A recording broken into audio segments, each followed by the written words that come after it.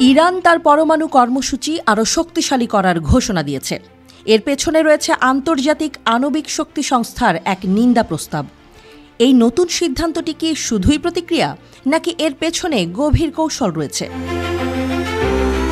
France, Germany, যুক্তরাজ্য ও যুক্তরাষ্ট্রসহ কিছু পশ্চিমা দেশ আন্তর্জাতিক আণবিক শক্তি সংস্থা IAEA-তে একটি প্রস্তাব উত্থাপন করেছে, যেখানে বলা হয় ইরান তার পরমাণু কর্মসূচি নিয়ে যথাযথ সহযোগিতা করছে না।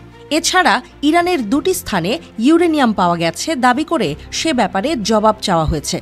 সেই সঙ্গে 2025 সালের বসন্তের মধ্যে পরমাণু কর্মসূচি নিয়ে বিস্তারিত প্রতিবেদন তৈরি ও IAEA এর কাছে দাখিল করতে বলা হয়েছে। এদিকে ইরান এই প্রস্তাবটিকে রাজনৈতিক উদ্দেশ্য প্রণোদিত আখ্যা দিয়ে তীব্র প্রতিবাদ করেছে। তাদের মতে আন্তর্জাতিক চাপের কোনো বৈধতা নেই, ফলে তেহরান তার পরমাণু কর্মসূচি আরও ত্বরান্বিত করার সিদ্ধান্ত নিয়েছে।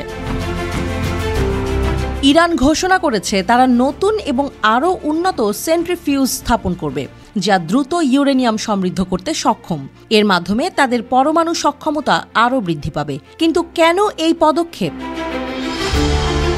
এটি পশ্চিমা বিশ্বের জন্য একটি সরাসরি চ্যালেঞ্জ, কারণ তারা ইরানকে পরমাণু অস্ত্র তৈরির পথে যেতে দেখলে নিরাপত্তা ঝুঁকি অনুভব করে। বিশেষ করে IAEA জানাচ্ছে ইরান 60% বিশুদ্ধ ইউরেনিয়াম মজুত করেছে। তখন এই উদ্বেগ আরও প্রকট হয়ে উঠেছে।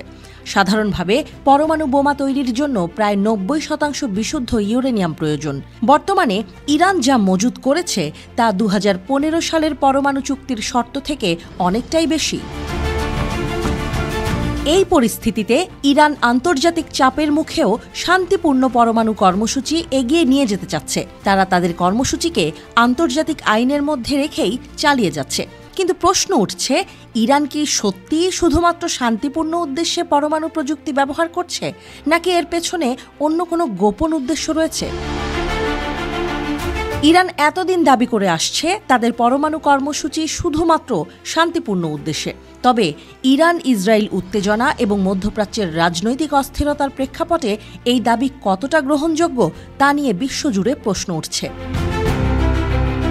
যদিও ইরান বলছে তারা পরমাণু অস্ত্র তৈরির পক্ষে নয়, তবুও তাদের ইউরেনিয়ামের মজুত বাড়ানোর সিদ্ধান্ত এবং উন্নত সেন্ট্রিফিউজ ব্যবহারের ঘোষণা পশ্চিমা শক্তির উদ্বেগ বাড়িয়েছে। এমনকি কিছু রিপোর্ট বলছে যে যদি ইরান পরমাণু বোমা তৈরির পথে চলে, তাহলে তা পুরো বিশ্ব নিরাপত্তাকে নতুন সংকটে ফেলবে।